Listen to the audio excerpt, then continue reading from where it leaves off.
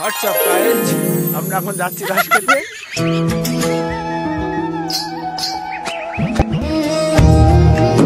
সকাল সকাল আমরা বেরিয়ে পড়লাম টাটকা রসের সন্ধানে। চলুন যাওয়া যাক।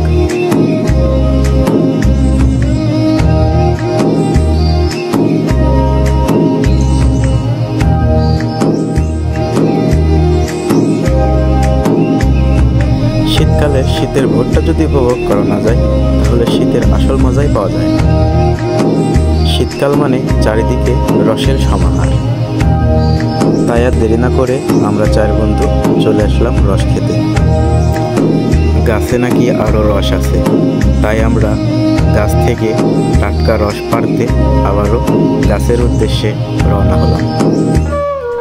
গাছ থেকে রস পাড়ার জন্য আমরাও গাছের পেছে পেছে হাঁটতে শুরু করলাম।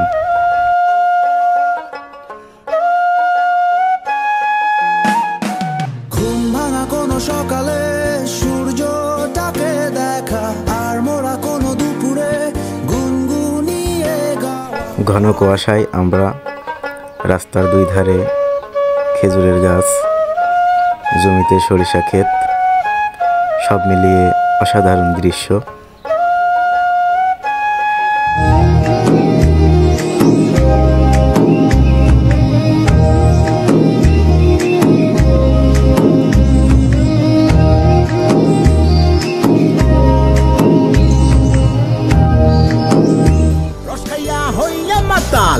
ওই দেখো হাত ফসকে যায় ঘোড়ার লাগাম, সেই লাগাম খানা ধরে দেখো কঞ্জনা কঞ্জনা। তোমার ঘরে বসত করে কয়জনা মন জানো না, তোমার ঘরে বসত করে কয়জনা। ঘোড়ার লাগাম সেই লাগাম খানা ধরে দেখো কঞ্জনা কঞ্জনা। তোমার ঘরে বসত করে কয়জনা মন জানো না, তোমার ঘরে বসত করে কয়জনা। প্রাকৃতিক দৃশ্য দেখতে হলে আপনাকে আসতে হবে শহর থেকে গ্রাম।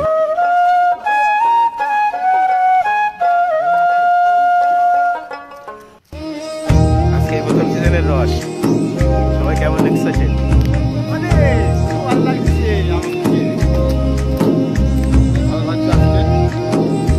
অনুভূতিটা কি? জুতা পাইতে গাছে ওঠাই সকাল সকাল অনেক ভালো লাগলো। রস পারলাম গাছের হাতে।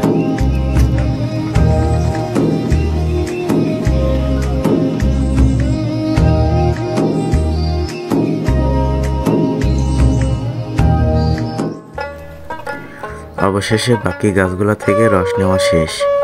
এবার আমরা যাব বাড়ির দিকে।